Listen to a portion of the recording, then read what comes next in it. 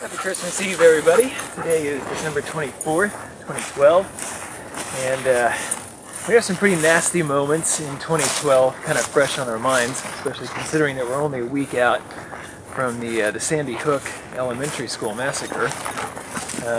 And for those of you that haven't heard anything about that, I don't know where you've been, but there was just a monster of a dude that decided to kill a bunch of folks at an elementary school, none of whom were able to fight back.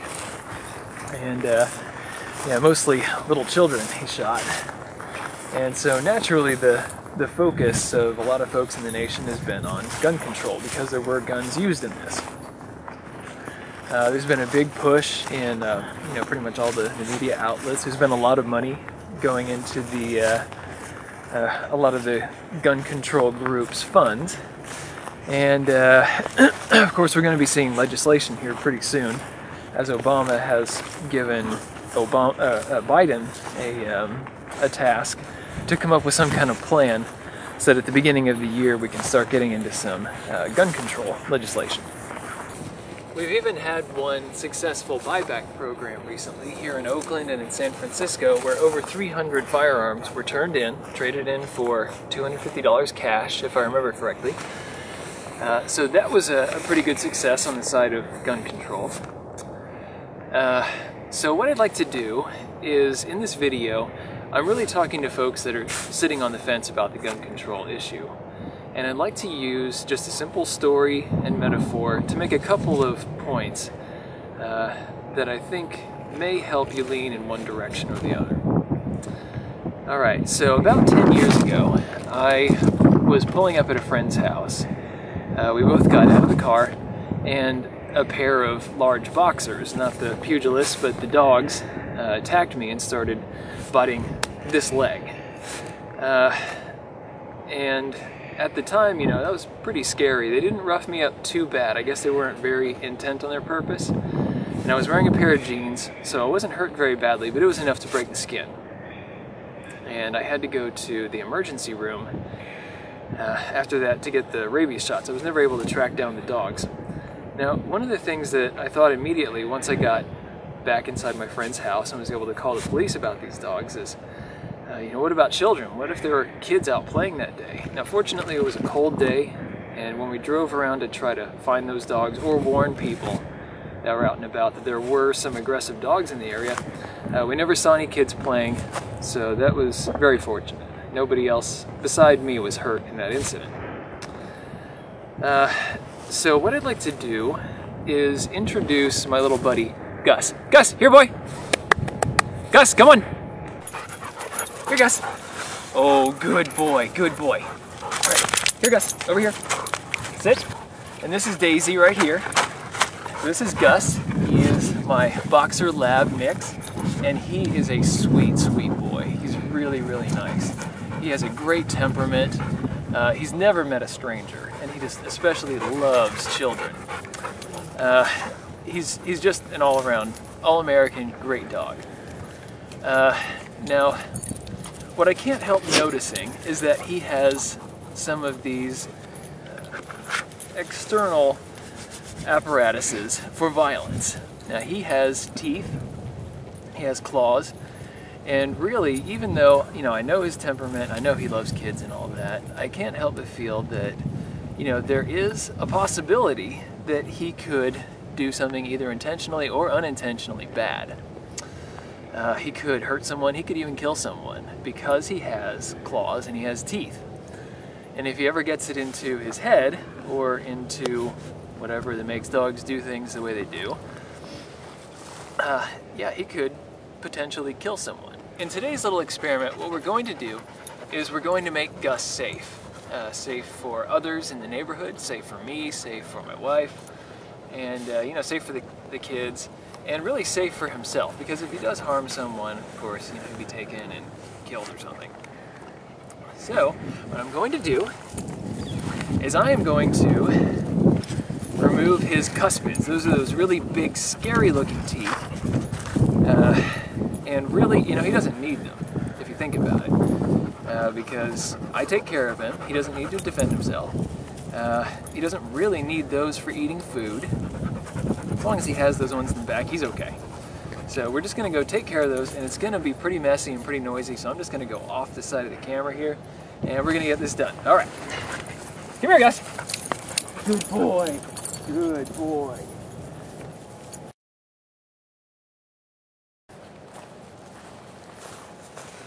Of course I'm not going to do that. That's just stupid.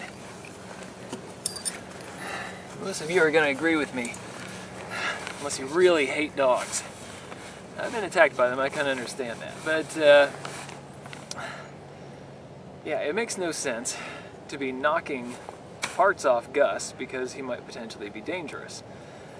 You know, I could make my long-term plan to remove all of his teeth, you know, because really, if I could remove his claws too, and I could have him live in a crate, just totally locked up. And really, that is about as safe as things get. It sounds pretty reasonable, right? No, it doesn't sound reasonable at all. That's a horrible existence for him not to be able to defend himself against predators as we're out here hiking in the backcountry. I take him out places where there are bears, where there are coyotes, and I want him to be able to do his thing. He needs to be able to defend himself against other predators. And this is more so for people than it is for my dog there. What we're really looking at here is that violence is not in the teeth, it's not in the claws, it's not in knives, and it's not in guns. It's in the head, and it's in the heart, or maybe in the appetite. If you have an appetite for destruction, that's one thing. But if you are the kind of people that I know, gun owners, people that don't own guns, right here in my neighborhood, elsewhere, it's not in you to hurt people. What you really want to do is you just want to live, you want to, you know, eat well, do fun stuff, you want to take care of your family, and you just want to have as good a life as you can. You're not interested in hurting anybody to take something from them, or just for the fun of it, as some of these guys seem to do. So this brings us to kind of point number 2 in this little exercise, and that is that all of these external trappings of violence, the claws, the teeth, the knives, the guns, these are not relics of a primitive age like people will tell you. They'd like to make you think that having these things makes you a primitive, barbaric person that's going to go around hurting people. And that's really not the way things go. What these are it is imperative that we have the ability to fight back against the predators that will always be with us. They've always been with us up to this point. We have them now. They're not going away. We will always have people, animals, that are willing to prey on us.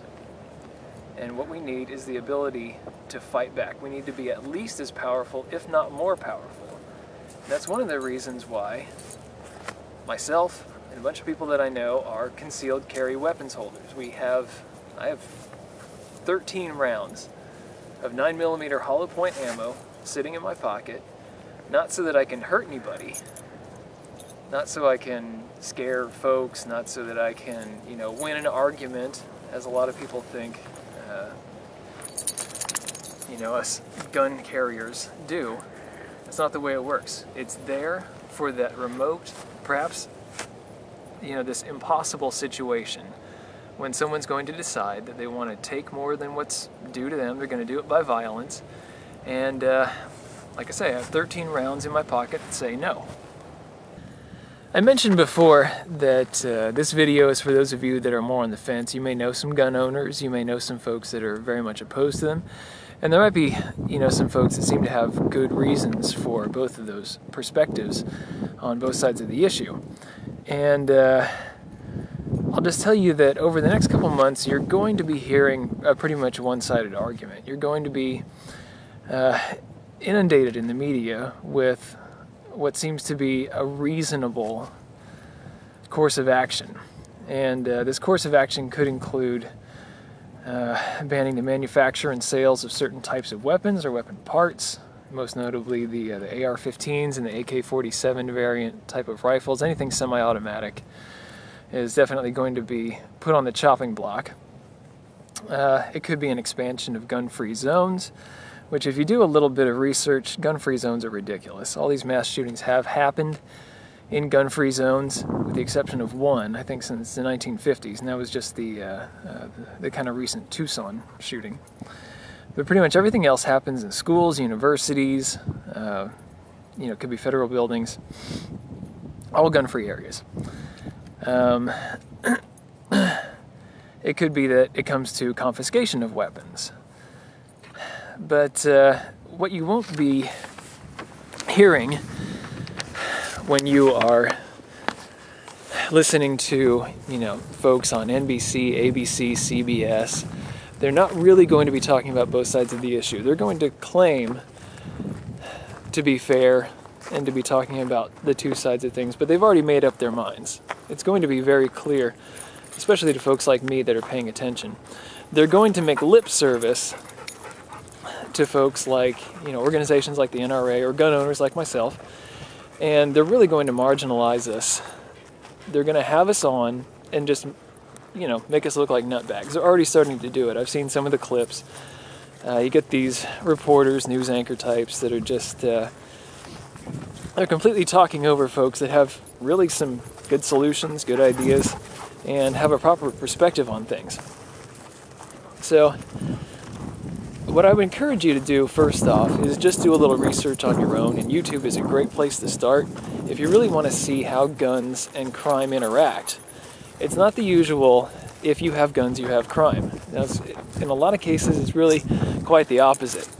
If you put in to your YouTube search engine or Google search engine, more guns, comma, less crime, you're going to find some statistics by a guy named John Lott.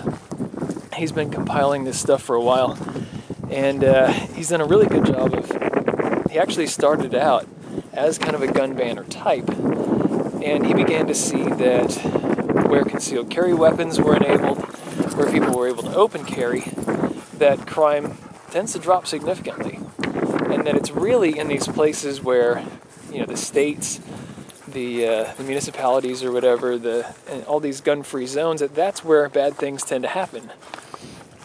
If you have a predator is going to seek prey. And why would you go someplace where a bunch of people are openly carrying weapons? It's not very smart. They know that. They skip it. So really, if you think that, if you realize that you're not a criminal at heart, that you have no desire to hurt other people, if you think that your own life is worth protecting, and that maybe the lives of your friends and family are worth protecting as well, then maybe it's time to start doing a couple things. So first, just acknowledge the existence of monsters. There are bad things, there are bad people, there are bad dogs. And it's just, you know, in the case of people, it's folks without internal constraint. Maybe with dogs, it's a lack of external constraint. I'm still working on training this boy. But once you've at least acknowledged that there is, you know, evil in the world, then decide that you're not going to be under the thumb of it, that you're going to be able to fight back. If you decide that you do want to fight back, then you need to start taking some practical steps toward being able to fight. And this is more than just the usual, you know, karate so you can, I don't know, stop a mugger in a dark alley, the old movie type thing. This is where, if something really nasty is happening, then you can make a change. You can stop someone that wants to hurt you, your family, other folks you know, could be random neighbors, but you can do something positive. Unless we can stop these legislative actions that will be coming down the pipe just here in a month, it could be even quicker than that, just a couple of weeks, then really it's not even so much us that's going to bear the brunt of the problems that will arise from this. It's going to be our kids. And I want my kids to be able to live with teeth, with claws, taking care of themselves. That's the way that the real world works, and that's what's going to be best for them.